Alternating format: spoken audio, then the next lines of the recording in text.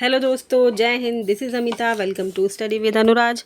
तो दोस्तों, स्वागत है आप सभी का आपके अपने चैनल स्टडी विद अनुराज पर।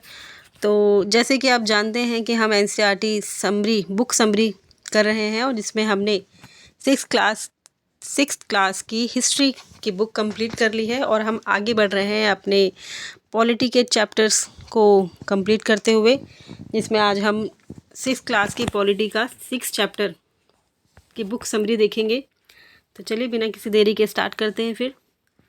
तो चैप्टर का नाम है गांव का प्रशासन। हमने लास्ट पंचायती राज व्यवस्था स्टार्ट किया था, जिसमें हम आगे बढ़े हैं और आज हम पढ़ेंगे गांव का प्रशासन। तो पहले हम देख लेते हैं हमें पढ़ना क्या है। भारत में 6 लाख से अधिक गांव हैं। कितने? 6 लाख से अधिक, ये बुक के हिसाब से अधिक गांव हैं। उनकी पानी, बिजली, सड़क इत्यादि की ज़रूरतों को पूरा करना कोई आसान काम नहीं है। इसके अलावा ज़मीन के दस्तावेजों का रखरखाव करना पड़ता है और आपसी विवादों को भी निपटाने की ज़रूरत पड़ती है। इन सब की व्यवस्था के लिए गांव का प्रशासनिक ढांचा होता है। इस पाठ में हम 2 ग्रामीण प्रशासनिक अधिकारियों के काम के बारे में थोड़े विस्तार से पढ़ेंगे। हम क्या पढ़ेंगे इसमें? 2 प्रशासनिक अधिकारियों के काम के बारे में पढ़ेंगे। तो चलिए स्टार्ट करते हैं। हेडिंग है गांव में झगड़ा। पहला हेडिंग है गांव में झगड़ा। मोहन एक किसान है। उसके परिवार के पास थोड़ी सी खेतीहर ज़मीन है जिस पर वह कई सालों से खेती कर रहा है। उसके खेत से लगा हुआ ही रघु का खेत है। दोनों के खेत एक छोटी सी मेड़ से अलग होते हैं। किससे? छोटी सी मेड़ से अलग होते हैं। एक सुबह मोहन ने देखा कि रघु ने मेड़ को थोड़ा आगे बढ़ा लिया था। ऐसा करके उसने मोहन की कुछ ज़मीन अपने खेत में क्या कर लिया था? मिला ली और अपने खेत का आकार बढ़ा लिया। मोहन को बहुत गुस्सा आया, मगर वह थोड़ा डरा हुआ भी था। रघु के परिवार के पास बहुत ज़मीन थी और इसके अलावा उसके ताऊ गांव के सरपंच थे। फिर भी मोहन ने हिम्मत जुटाई और रघु के घर पहुंच गया। दोनों के बीच कहासुनी हुई। रघु ने तो मानने से ही इनकार कर दिया कि उसने मेड़ को आगे बढ़ाया था। थोड़ी ही देर में झगड़ा शुरू हो गया। रघु ने अपने एक मजदूर को बुला लिया। दोनों मिलकर मोहन को मारना शुरू कर दिया। दोनों ने मिलकर क्या किया? मोहन को पीटना शुरू कर दिया। हो हल्ला सुनकर पड़ोसी बाहर आ गए। उन्होंने देखा कि मोहन की पिटाई हो रही है। बीच बचाव करके उन्होंने मोहन को बचाया। मोहन को सिर पर और हाथ में बहुत चोट आई थी। एक पड़ोसी ने उसकी मरहम पट्टी की। मोहन के एक दोस्त ने, जो गांव के डाकघर में काम करता था, सुझाव दिया कि उन्हें स्थानीय पुलिस थाने जाकर रपट लिखवानी चाहिए, जबकि कुछ लोग इसके खिलाफ थे।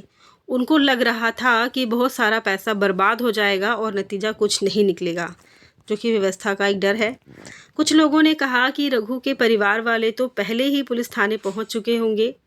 काफ़ी विचार विमर्श के बाद अंततः ये तय हुआ कि जिन पड़ोसियों की आंखों के सामने ये घटना हुई थी, मोहन उनको लेकर पुलिस थाने जाएगा। अब थाने का क्षेत्र, पुलिस थाने के क्षेत्र की बात की जाए तो पुलिस थाने के क्षेत्र की बात की गई है यहाँ पे।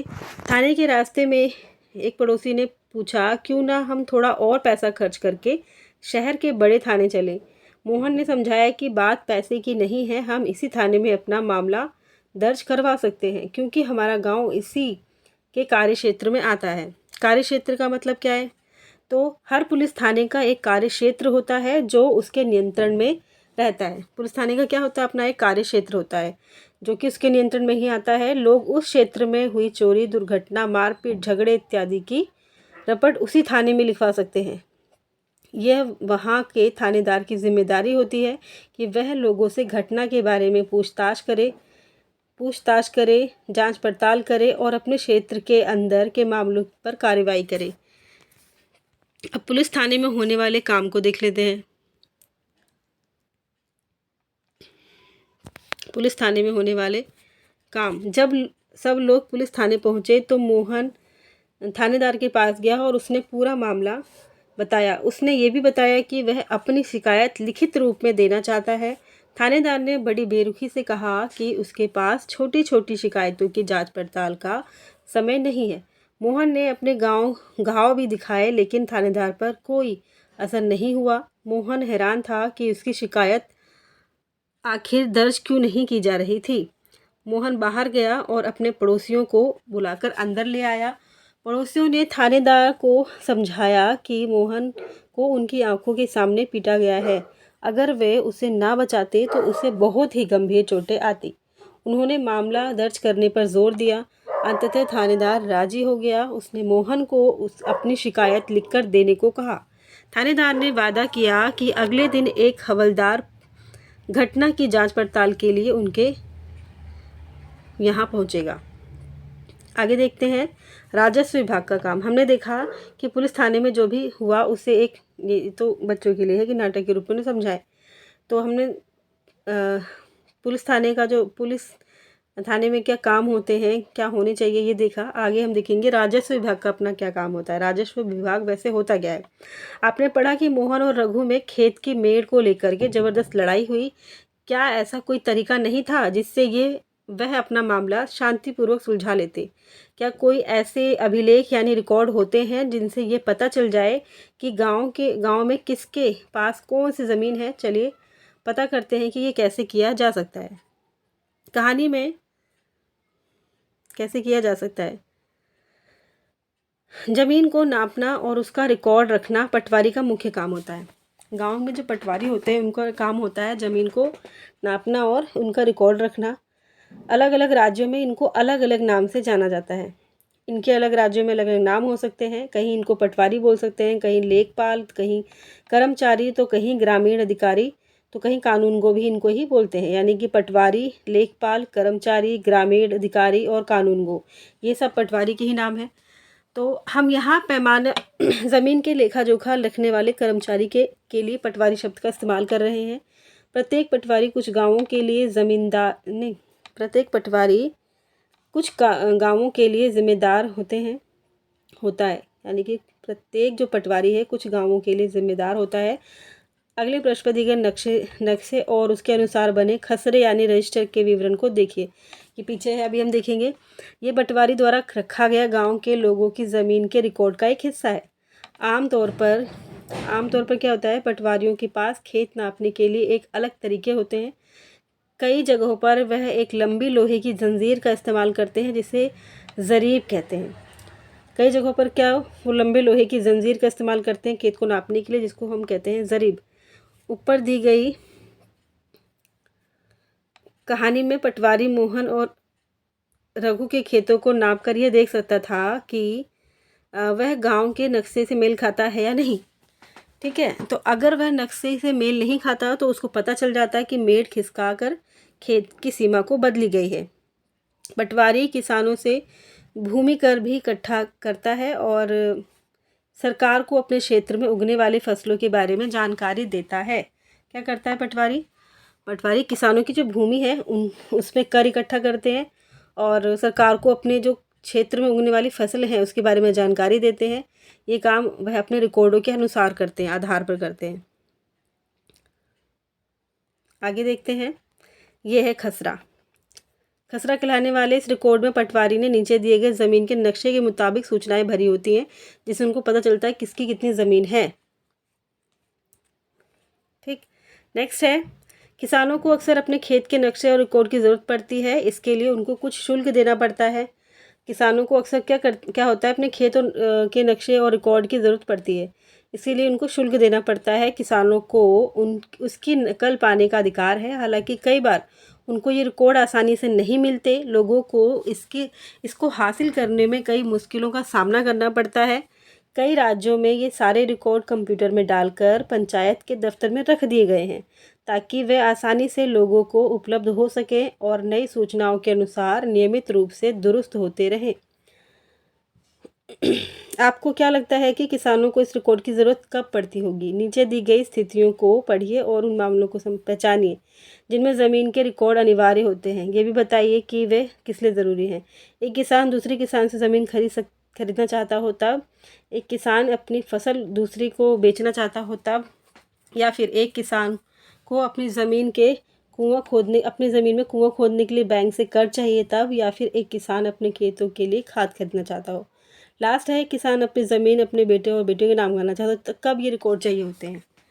ठीक, आगे है इसलिए ज़रूरी है कि वह उनको समय समय पर दुरुस्त करता रहे। किसान कई बार फसल बदल देते हैं, कुछ और उगाने लगते हैं या फिर कोई कहीं कुआं खोद लेता है। इन सब का हिसाब रखना सरकार के राजस्व विभाग का काम होता है।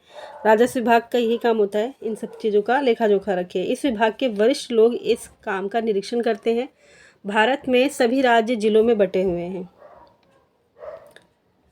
भारत में सभी राज्य जो हैं वो जिलों में बटे हुए हैं।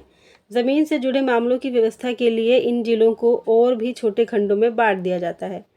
जिले के उपखंडों को कई नामों से जाना जाता है, जैसे कि तहसील, तालुका इत्यादि। सबसे ऊपर जिलाधिकारी होता है और उसके नीचे तहसीलदार होते हैं। उन्हें विभिन्न मामलों को निपटाना होता है। वे पटवारी के काम का निरीक्षण करते हैं और यह सुनिश्चित करते हैं कि रिकॉर्ड सही ढंग से रखे जाएं और राजस्व यानी कि विभिन्न तरह के जो कर हैं वो इकट्ठा होता रहे। वे ये भी देखते हैं कि किसानों को अपने रिकॉर्ड की नकल आसानी से मिल जाए। वे विद्यार्थियों को ज़रूरत पड़ने पर जाति प्रमाण पत्र भी देते हैं, तहसीलदार।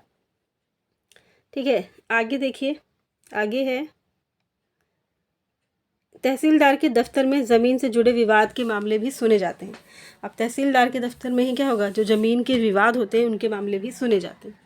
तो एक नया कानून आया है 2005 में, हिंदू अधिनियम धारा 2005 के अनुसार एक नया कानून, जिसमें क्या है कि जब हम उन किसानों के बारे में सोचते हैं जिनके पास ज़मीन है, तो आम तौर पर हमारे ध्यान में पुरुष होते हैं। महिलाओं की हैसियत खेतों के काम में एक मददगार भर की मानी जाती है। बिल्कुल सही है। उनके बारे में ज़मीन के मालिक के रूप में कभी नहीं सोचा जाता। अभी तक कई राज्यों में हिंदू औरतों को परिवार की ज़मीन में हिस्सा नहीं मिलता था। पिता की मृत्यु के बाद ज़मीन बेटों में बांट दी जाती थी। हाल ही में यह कानून बदला गया है। नए कानून के मुताबिक हिंदू परिवारों में बेटियों और उनकी मां को ज़मीन में बराबर का हिस्सा मिलता है। यह कानून सभी राज्यों और केंद्र शासित प्रदेशों में भी लागू होगा। इस कानून से बड़ी संख्या में औरतों को फ़ायदा होगा। उदाहरण के लिए सुधा एक खेतीहर परिवार की सबसे बड़ी बेटी है। वह शादीशुदा है और पास के गांव में रहती है। अपने पिता की मृत्यु के बाद सुधा अक्सर खेती के काम में माँ के हाथ बटाने आती है। उसके माँ ने पटवारी से कहा कि ज़मीन पर अब बेटे के साथ साथ उसका और दोनों बेटियों के नाम का भी रिकॉर्ड आ जाए। सुधा की माँ बड़े आत्मविश्वास के साथ छोटे बेटे और बेटी की मदद से खेती का काम संभालती है। ठीक है, सुधा भी इसी निश्चिंतता में जी रही है कि ज़रूरत पड़ने पर वह अपने हिस्से की ज़मीन से काम चला लेगी। ठीक, इस पार्ट में हमने सरकार के कुछ प्रशासनिक कार्यों के बारे में पढ़ा, खासकर ग्रामीण क्षेत्र के संदर्भ में। पहला उदाहरण हमने कानून व्यवस्था बनाए रखने के बारे में था और दूसरा ज़मीन के अभिलेखों की व्यवस्था के बारे में। पहले मामले में हमने पुलिस की भूमिका का परीक्षण किया और दूसरे में पटवारी की भूमिका का देखा। इनके काम का विभाग के अन्य लोगों द्वारा निरीक्षण किया जाता है, जैसे पुलिस अधीक्षक और तहसीलदार। हमने ये भी देखा कि लोग कैसे इन सुविधाओं का इस्तेमाल करते हैं और उन्हें किस तरह की समस्याएं आती हैं। इन सेवाओं का उपयोग कानूनों के अनुसार होना चाहिए। आपने संभवतः सरकार के अन्य विभागों द्वारा दी जा रही सार्वजनिक सेवाओं को देखा होगा। ये सूची बनाने की बात हो रही है, तो 3 सार्वजनिक सेवाओं पर जानकारी इकट्ठी कीजिए। ये बच्चों के लिए है। तो यहाँ पे हमारा ये भी चैप्टर ख़त्म होता है। ये चार्ट दिए हुए जो आप बुक में देख सकते हैं। ठीक है, अब यहाँ पे क्वेश्चन स्टार्ट हो रहा है। ये हमारे काम का नहीं है, हमने बुक समरी कंप्लीट कर ली है। आज ही हमारा 6 चैप्टर बुक समरी कंप्लीट होती है। तो अब मिलते हैं अपने नए चैप्टर के साथ में। तब तक के लिए बाय, जय हिंद।